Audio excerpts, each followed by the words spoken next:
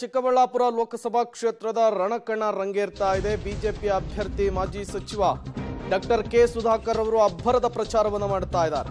ಮಂಚೇನಹಳ್ಳಿ ಹೋಬಳಿಯ ಹಲವು ಗ್ರಾಮಗಳಲ್ಲಿ ಇವತ್ತು ಮಿಂಚಿನ ಸಂಚಾರವನ್ನು ಮಾಡಿ ಮತಯಾಚನೆ ಮಾಡಿದ್ದಾರೆ. ಮಂಚೇನಹಳ್ಳಿ, ಪೆರೇಸಂದ್ರ ಎರಡು ಕಣ್ಣುಗಳಿದ್ದಂತೆ ಅಂತ ಹೇಳಿದ್ದಾರೆ. ಅಭೂತಪೂರ್ವ ಮತಗಳಿಂದ ಜನ ನನ್ನನ್ನು ಕೈ ಹಿಡಿತಾರೆ ಅಂತ ಹೇಳಿ ವಿಶ್ವಾಸವನ್ನು ವ್ಯಕ್ತಪಡಿಸಿದ್ದಾರೆ ಬಿಜೆಪಿ ಅಭ್ಯರ್ಥಿ ಡಾಕ್ಟರ್ ಕೆ ಸುಧಾಕರ್ ಅವರು.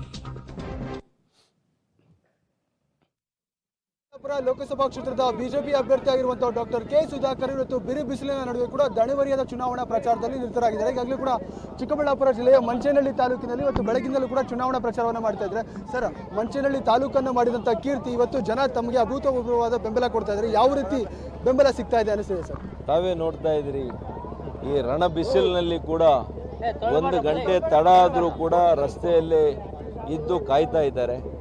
ಅವರೆಲ್ಲರ ಒಂದು ಪ್ರೀತಿ ಅಭಿಮಾನಗಳಿಗೆ ನಾನು ಆಭಾರಿಯಾಗಿದ್ದೇನೆ.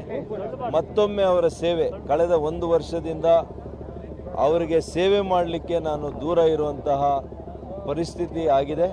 ಹಾಗಾಗಿ ಇವತ್ತು ಮತ್ತೊಮ್ಮೆ ಅವರ ಸೇವೆ ಮಾಡಲಿಕ್ಕೆ ನನಗೆ ಸದಾವಕಾಶವನ್ನು ನನಗೆ ಮಾಡಿಕೊಡ್ಬೇಕು ಅಂತೇಳಿ ನಾನು ಅವರನ್ನು ಮನವಿ ಮಾಡ್ತಾ ಇದ್ದೇನೆ. ಪೆರೇಸಂದ್ರ ತಮಗೆ ಸ್ವಗ್ರಾಮ ಇರ್ಬೋದು, ಆದರೆ ಮಂಚೇನಹಳ್ಳಿ ತವರು ಮನೆ ರೀತಿ ಇತ್ತು ತಾವು MLA ಆದಾಗ. ಅದಕ್ಕಾಗಿ ನೀವು ಹಾಸ್ಪಿಟಲ್ ಅನ್ನ ತಂದ್ರಿ, ತಾಲೂಕನ್ನ ಮಾಡಿದ್ರಿ, ಏನೆಲ್ಲ ಮಾಡ್ಬೇಕು ಎಲ್ಲ ಮಾಡಿ. ಈಗಲೂ ಕೂಡ ಅದೇ ಪ್ರೀತಿಯನ್ನ ಜನ ಇಟ್ಕೊಂಡಿದ್ದಾರೆ. ಅದೇ ಪ್ರೀತಿಯನ್ನ ಜನ ತೋರಿಸ್ತಾ ಇದ್ರೆ ಯಾವ ರೀತಿ ಖುಷಿ ಆಗ್ತದೆ? ಏನಂತೀರಿ?